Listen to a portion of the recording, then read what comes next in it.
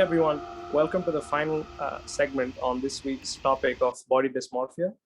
We'll be answering the question, how do you help A, yourself, and B, the others around you who are struggling with body dysmorphia, or who you think are have negative body image issues or facing with them. So that's a really good question.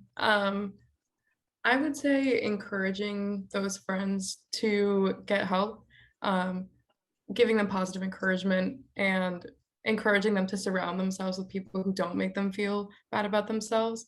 Obviously, if someone's bullying them, maybe if even like a significant other is pointing out their flaws a lot, then encouraging them to like step away from that situation and realize like maybe that's not the healthiest thing to be around. And the first thing that I mentioned, encouraging them to maybe seek a psychologist or someone to generally talk to about their anxieties and what they're feeling is definitely helpful for, any mental issues that someone might be struggling with. You bring a very good point, because it's not just about taking away your belief that there's a flaw in yourself. It's also if somebody's reinforcing it in through bullying or just any form of like passive or aggressive way to do it. You have to sort of get away from it by either telling them, hey, like well, this is not happening, I don't like this, or having that conversation with them, or like taking them out of your life, because like people deal with things in different ways.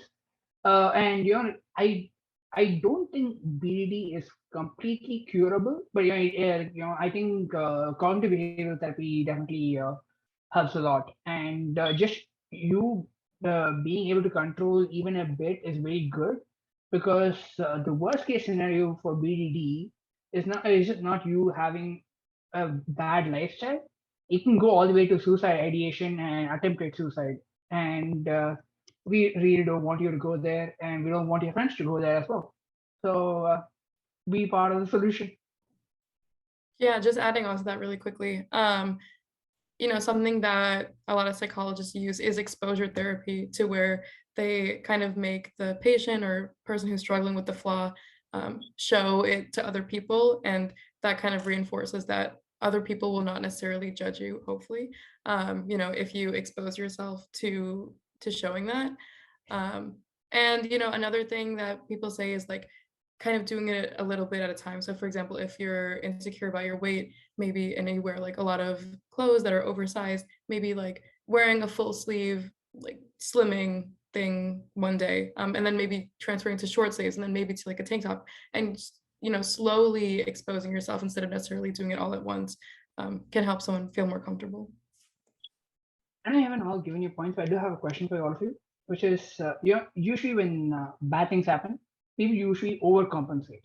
And let's say you go to sort of like a group with like overly supportive. Is that a bad thing? I would say no. I know that I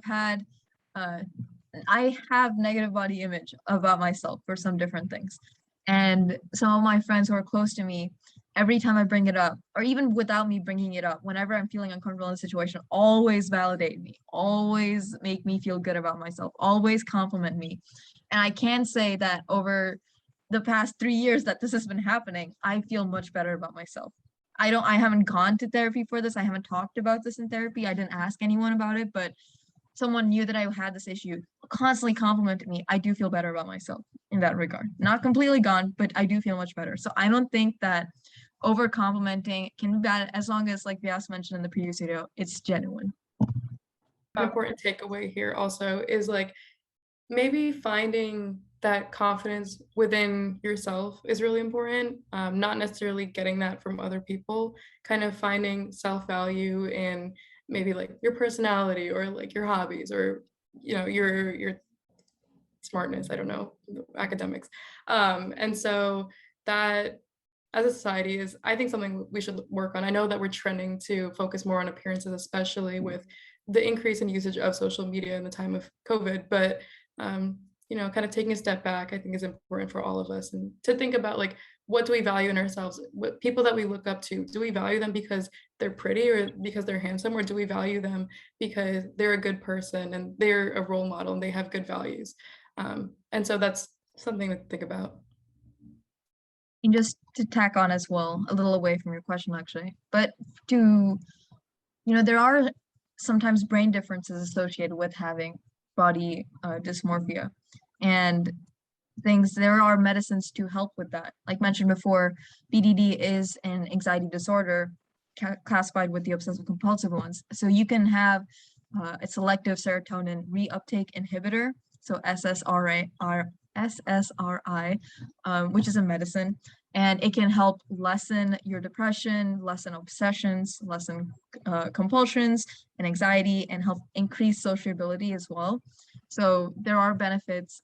Well, we do have some medicine that can potentially help as well, along with all the other solutions and help mentioned before. Go check out our videos on OCD, which we've done before, to learn more about that. Yeah. So to sum up this week's topic, some great points, and I was able to learn a lot more about my friends' views on this topic. And I'd like to end. We'd like to end by just stressing the importance of how important it is to not judge anyone, for the things they can't control. Right. So even the compliment that we mentioned is complimenting someone on the things they can control is great, but things that they don't have a control over don't do it. So it's always tricky, and it's navigating them is hard. So it's best to avoid when you don't know the person and not judging them superficially. So that's the main takeaway point that I had.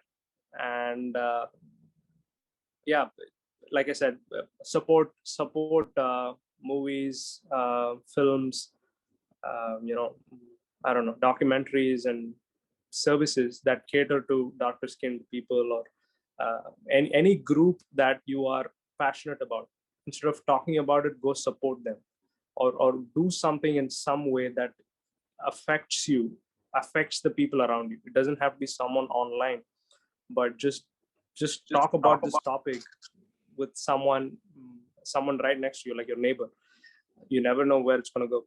So these little things is what we want you to take away at the end of each of our Cittalayam videos. So there's that. And so please let us know which one of our videos this week took the cake. Let's end it at that bad fun. All right. See you guys. Bye, everyone. Good talk. Oh, you're still here? Well, thanks for getting to the end of the video. Hey, while you're still here, make sure to like, comment, subscribe, and hit the notification bell to get new updates when we post videos. Also, make sure to check out these equally exciting videos as well. Have you pressed it yet? Come on, you have 5 seconds left. 3, 2, press it now.